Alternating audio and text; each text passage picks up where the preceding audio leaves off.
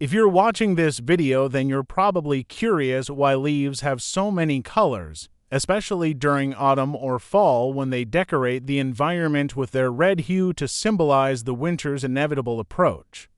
How this works is actually pretty fascinating. So, to start, the leaves around us are green because they have chlorophyll. Chlorophyll's job is to produce food for the plant, and like humans, their energy comes from breaking down adenosine triphosphate, also known as ATP. To power these ATP factories, chlorophyll needs to transfer energy to them, and one way of transferring is by using its electrons. Here is one way to look at it. Electrons get high from absorbing sunlight, and when this happens, they are absorbed into the electron transport chain where their energy is sucked out of them to power the ATP factories.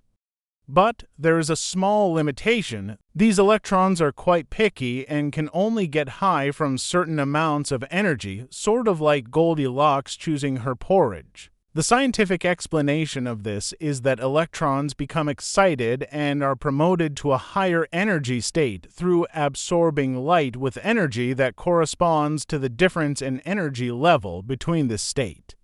So, for example, if the difference is 1 joules, then electrons cannot absorb 0.5 joules, 2.1 joules, or any other energy amounts that does not match the energy gap. Here comes the mathematical part. Einstein realized that the energy of light particles is directly proportional to its frequency. And since frequency is the speed of light divided by its wavelength, we can see a relation between light energy and wavelength. To put it in other words, electrons in chlorophyll only absorb light of specific wavelengths. Okay, so if I look at this graph, it shows me that green light has wavelengths of 495 to 570 nanometers. That means electrons absorb light of these wavelengths. And that's how they produce the green leaf color, right? Wrong. Instead, they are very poor absorbers of green light. So most of it either passes through the leaf or is reflected off its surface into our eyes, giving it its green color. When I first learned about this, I was thinking, that's pretty dumb. Plants have been evolving for billions of years, and you're telling me that they can't learn to absorb all light to produce even more food. And after more reading, I realized there was a reason for this. You see, sometimes sunlight is so strong that the energy provided can damage chlorophylls by producing substances called free radicals. These molecules are very reactive and can easily damage chloroplast cells. That's why plants have other types of light-absorbing molecules. Meet carotenoids and anthocyanins. Carotenoids, as its name suggests, can be found in carrots, so guess what color they produce? Yup. Orange, maybe a little bit of yellow and red sometimes.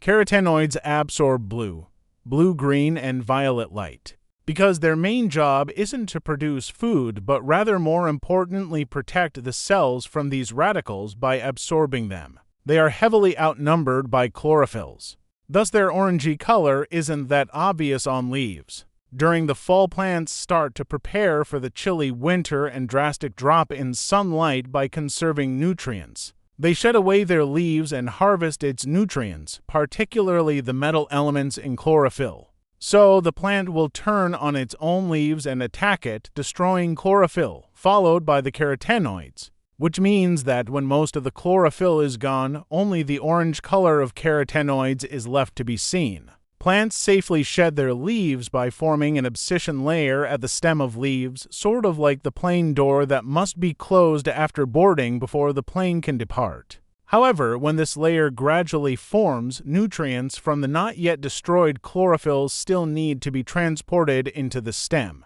This layer causes traffic congestion where most nutrients are stuck, which is worsened after cold nights frequent to the approaching winter, since enzymatic activities to help with transport slows down. When leaves detect the buildup of sugar, anthocyanins are produced. See, the leaf is currently facing many problems. Firstly, destroying chlorophyll and carotenoids means that for the same amount of sunlight, less is being converted into food, so these energy will cause more free radicals to form. Secondly, since there are lesser chloroplast cells, they wouldn't consume as much food while the leaf is still producing it. So, anthocyanins said, "Bet, I'll handle it and just cover the surface of the leaves to prevent high amounts of sunlight from entering the remaining chlorophylls," which actually solves both issues.